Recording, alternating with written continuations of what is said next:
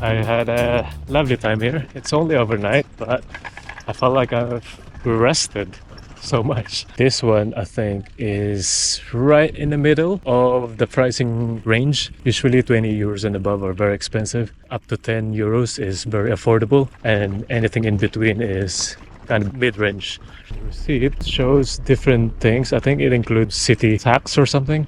It extends all the way from there where I started cycling all the way up here.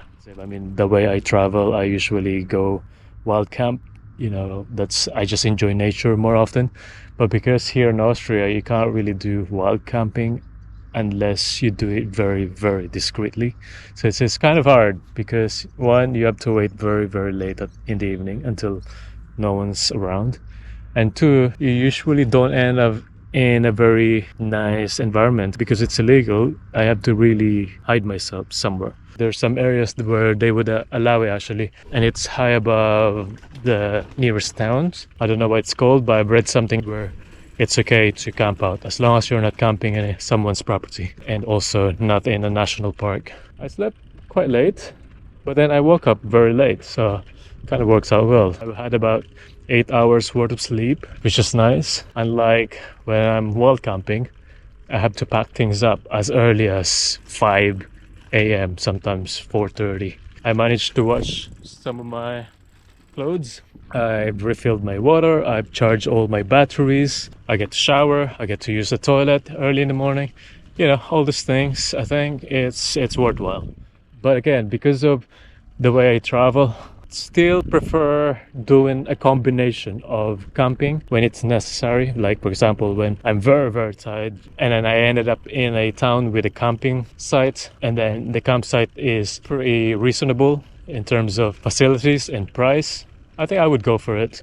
Otherwise, I would also do wild camping as I do normally.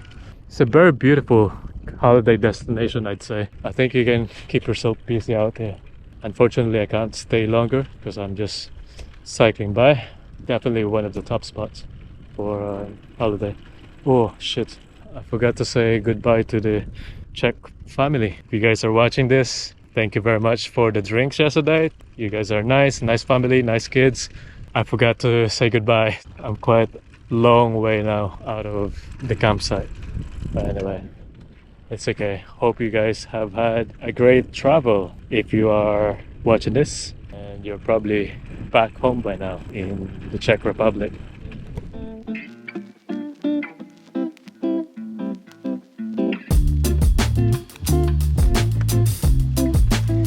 It's like harvest time now.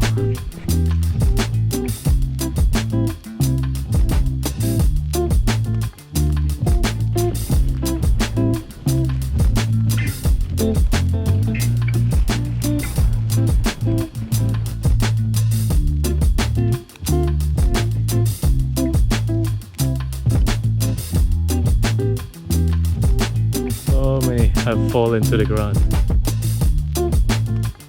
They even have more on the mountains, on the hill.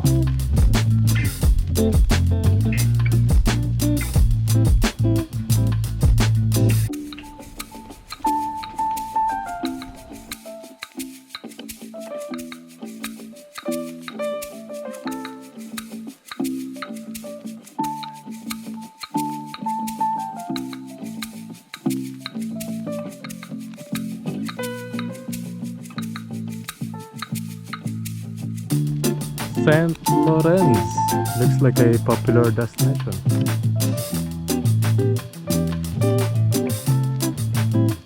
So the road here is closed, but I can take the boat there for free. It's quite small though. I don't know if they're gonna let me in. I probably just have to skip one town by not being able to go through this bicycle path. So I'm guessing it should be alright to cycle through the main road for a bit. And as you can see, it's not very busy. It might get busy later on, but drivers here in Austria are pretty considerate and they really give you a lot of space, so I'm not too worried. Just do this for a bit until I get to the next bit where I can cycle through. Oh shit, the actual road is actually closed. Yeah, I might have to trail back again. That's why there's no car coming over here. Anyway.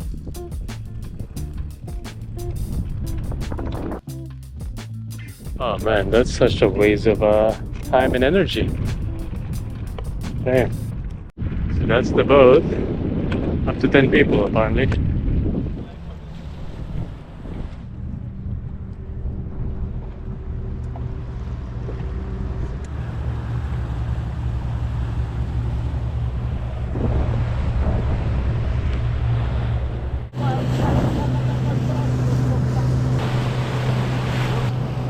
There's been a landslide here.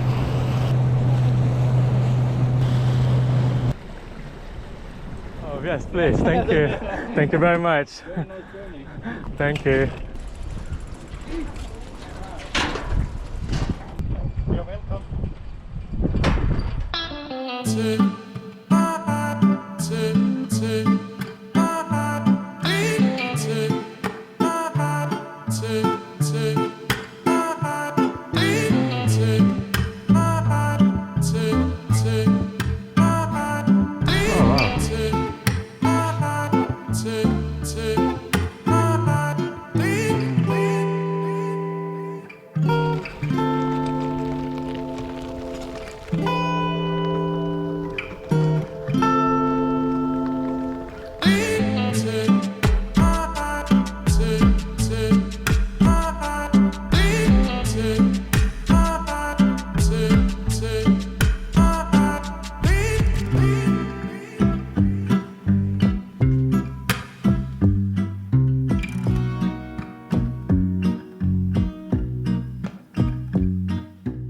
Amazing, they have bicycles on top of the deck. I think it's a package tour or something where you can hop on and off the boat and then cycle along the routes and then catch another boat. There's probably multiple ways of doing it because there's a lot of stuff along the Danube River here in Austria.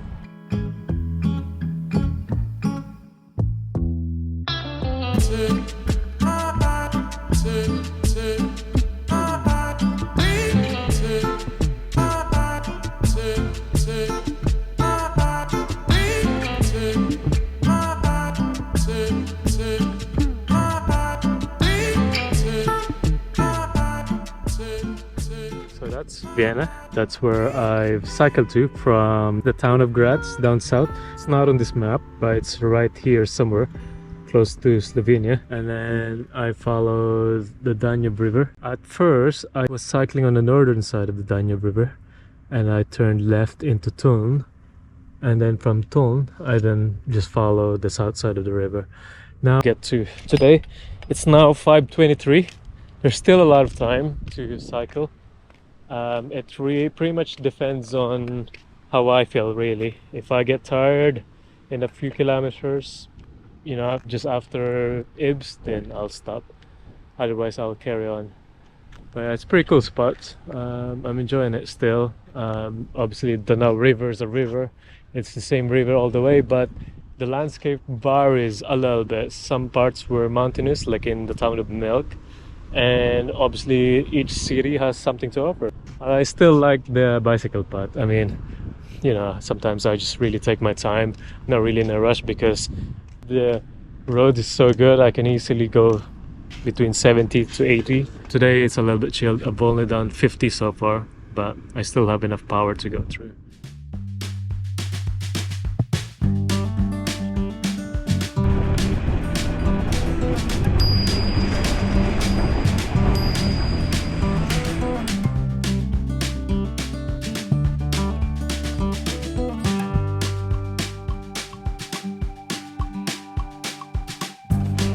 I hate this type of road again.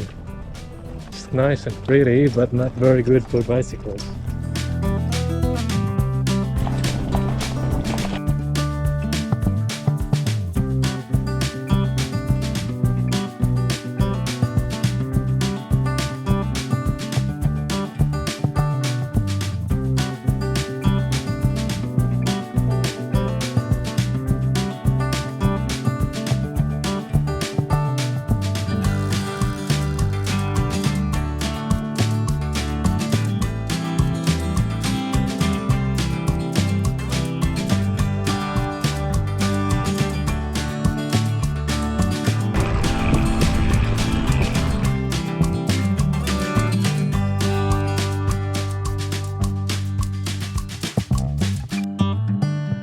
So there's this bicycle path right next to the Danube River and the mountains. So there's no other road. As you can see from the satellite navigations, there's nothing else apart from this road. So it's gonna go on 6 more kilometers. So what I'll do is I'll just cycle along here and then find a chair and table, which I've already seen back there. And it's still a little bit early to have set up camp, so I'm just gonna move on for a bit. So there's like a little piece of land here, pretty flat, right next to the cycle path. Where are we? Oh my god, there's a Rastplatz. It's like a bicycle resting area. Maybe I should go there. Ooh, but this is already a perfect spot, you know. Tonight's dinner and some pesto with olive sauce. I'm gonna put some garlic and a bit of my leftover aubergine. It's now getting dark, but there's still a bit of light, so I'm gonna wait up a little bit till it dims a little bit more, and then I'm gonna set up my tent.